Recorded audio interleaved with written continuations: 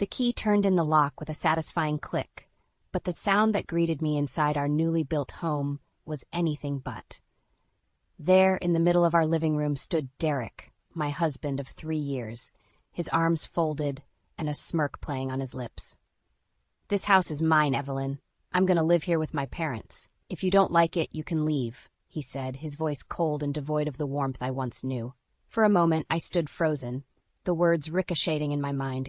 "What are you talking about, Derek?" My voice barely rose above a whisper, a stark contrast to the turmoil inside me. He thrust a business card into my hand, a divorce attorney. "I thought you might need this," he said, his smugness sending waves of nausea through me. The room spun, and I clutched at the marble countertop for support. "Why are you doing this?" I managed to ask, my voice trembling. Derek shrugged, his indifference slicing through my heart. "You never really fit in with us, Evelyn. It's better this way." I remembered the countless times I had tried to blend in with his family, to be part of his world. The way his mother would scrutinize my every move, the snide remarks, the way his father would ignore me. It was all a game to them, and I was the unwitting pawn. "You said we were a team," I accused, my voice gaining strength. Derek laughed, a hollow sound that echoed off the walls. "We were, until I didn't need you anymore." The realization hit me like a physical blow. I had been a means to an end, a stepping stone for him to achieve his dream home. All the love, the sacrifices, the dreams we shared, they meant nothing to him. I felt a rage building inside me, a fire that consumed the hurt and shock. "You won't get away with this," I vowed, my eyes locked on his. Derek's smirk faltered, a flicker of doubt crossing his face. "What can you possibly do, Evelyn?" "You'll see," I said, my voice steady now. "Karma has a way of coming back around." I turned and walked out of the house, the card crumpled in my fist. As I stepped into the sunlight, I felt a weight lifting off my shoulders. I was free from his manipulative grasp, and I was going to make sure he regretted every hurtful word, every deceitful action. I didn't know how or when, but I knew one thing for certain: Derek was going to pay for what he had done. And I was going to be the one to collect. The coffee shop was bustling with activity, but I sat in a quiet corner, a cup of untouched latte growing cold in front of me. Memories flooded back, each one a sharp jab to my heart. 3 years ago, I met Derek at a mutual friend's party. He was charming, a bit awkward, and seemingly genuine. We clicked over our shared love for classic rock and Italian cuisine. I remember thinking, here's a man who understands the value of family and simplicity. But as our relationship progressed, so did the unveiling of his true colors. Living together brought the real Derek into light. The man who would leave his dirty laundry scattered across our bedroom for days, who shrugged off basic hygiene with an alarming nonchalance. "Evelyn, why make such a fuss? It's just clothes," he would say, brushing off my concerns. His habits grated on me, but it was his dismissive attitude that hurt the most. He never valued my comfort, always prioritizing his convenience over our harmony. And every time I tried to address it, he'd deflect. My mom never complained about doing these things for me. Visits to Derek's parents' house were a revelation. His father, a mirror image of Derek in his disregard for others, would casually intrude into spaces without a thought. "What's the big deal?" He'd chuckle when I expressed my discomfort. His mother, a seemingly gentle soul, always rushed to clean up after the men, her actions reinforcing their behavior. In that household, Derek's habits weren't flaws, they were norms. I clung to the hope that love would smooth out these rough edges. But as time passed, my hope turned to disillusionment. The man I fell in love with was a facade, and beneath it was someone who cared for nothing but his own desires. The stark contrast between the Derek I knew and the one I lived with was jarring. I felt deceived, trapped in a relationship that was more a convenience for him than a partnership. "You're always making a big deal out of nothing, Evelyn," Derek would say during our arguments, his words laced with disdain. And now, his ultimate betrayal, the house that was meant to be our dream, our future, was just another chess piece in his selfish game. A fire ignited within me, fueled by every belittling comment, every dismissive gesture. Derek had shown his true self, and it was time for me to show mine. He thought he could discard me like one of his dirty shirts, but I wasn't going to be tossed aside so easily. I was going to fight back, not just for me, but for every moment I spent believing in a lie. I stood up, leaving the cold latte behind. It was time to plot my next move, to turn the tables on Derek. He thought he had won, but the game had just begun. I stood outside the small but cozy space that was now my nail salon. The sign above the door read Evelyn's Elegance, a name that symbolized a fresh start. This was more than a business. It was a declaration of my newfound independence. The early days were tough. I worked tirelessly, my hands often aching from the meticulous artistry my job demanded. But with each stroke of polish, each satisfied customer, I rebuilt the confidence Derek had tried to shatter. "Your work is incredible, Evelyn," one of my regulars, Mrs. Thompson, said one day. "You've got a real gift." Her words were a balm to my weary soul. I had started from scratch, with nothing but my skills and determination. Derek thought he had left me with nothing, but he was wrong. He had underestimated my resilience. As my business grew, so did my resolve. I wasn't just going to survive, I was going to thrive. And part of that meant ensuring Derek got what he deserved. One evening, as I balanced my books, I smiled at the numbers. My salon was not just surviving, it was prospering. I was nearing my goal of financial independence, a stark contrast to the life Derek must be leading. I remembered his arrogance, his smug face as he handed me the divorce attorney's card. He thought he had secured his future with that house. Little did he know, the financial noose was tightening around his neck. I had heard through mutual friends that Derek was struggling. The mortgage payments were higher than he anticipated, and his parents, far from the financial safety net he expected, were an additional burden. A plan began to form in my mind. Derek had always been terrible with money, relying on others to bail him out. But this time, there would be no rescue. I was going to make sure of that. As I polished the nails of my next client, a mischievous smile played on my lips. "Everything all right, Evelyn?" the client asked.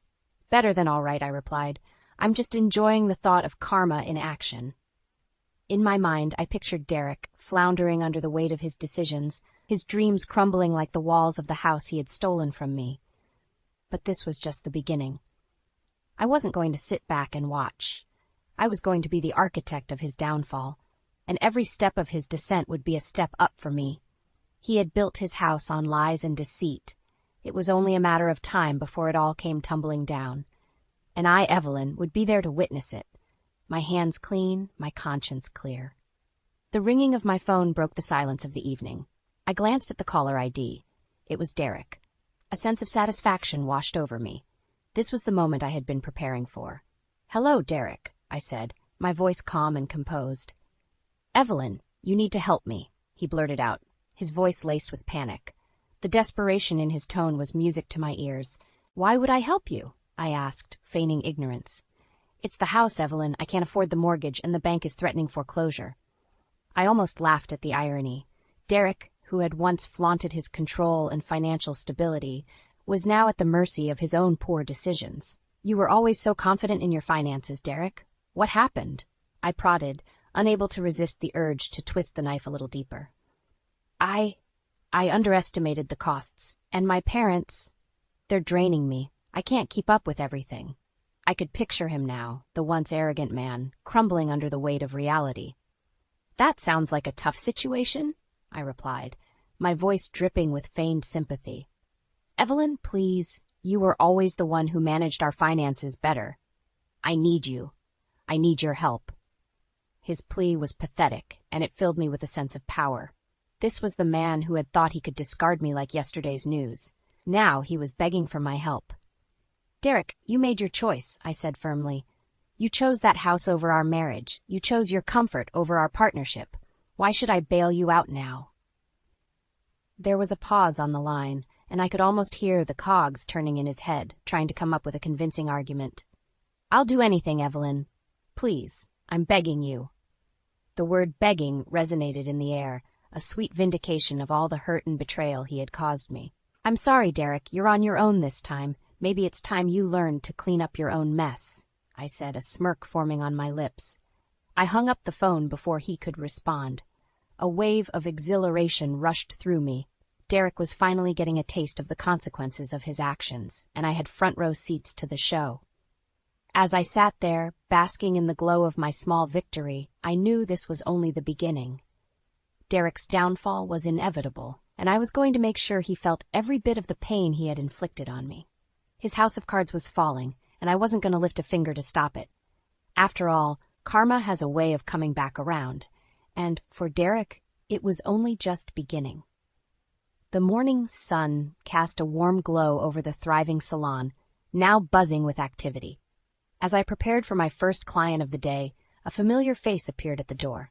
It was Derek, looking disheveled and desperate, a stark contrast to the confident man he once was. "Evelyn, we need to talk," he said, his voice lacking the arrogance I remembered. "This isn't a good time, Derek. I have clients," I replied, not bothering to hide my indifference. "It's about the house. I'm losing it, Evelyn. I've got nowhere to go. The bank is taking everything." I paused, taking in the sight of him. This was the man who thought he could cast me aside, who believed he could control everything and everyone around him. Now he was crumbling before my eyes. "Derek, you made your bed. Now you have to lie in it," I said, my words deliberate and cold. "But I thought you might." "What? Come to your rescue after everything you've done?" I cut him off. The satisfaction of seeing him like this was indescribable. He took a step forward, desperation clear in his eyes. "Evelyn, please, I was wrong. I see that now. I need you." I looked at him, really looked at him. This was the man I had once loved, the man I had built dreams with, and he had betrayed me without a second thought. "No, Derek, you don't need me. You need to take responsibility for your actions. You need to face the consequences of your choices." I could see the realization dawning on him, the understanding that there was no way out, that he had reached the end of the road. "I'm sorry, Evelyn. Truly, I am." His apology was too little, too late. I had moved on, built a life that was mine and mine alone, a life where he had no place. "Goodbye, Derek. I wish you the best, but this is where our paths diverge for good." He stood there for a moment, looking lost and broken. Then, without another word, he turned and walked away. As the door closed behind him, I felt a weight lift off my shoulders. I had faced my past, and I had come out stronger. Derek's downfall was his own doing, and I had played my part in it, but it was time to let go, to focus on the future. I turned back to my clients, a smile on my face.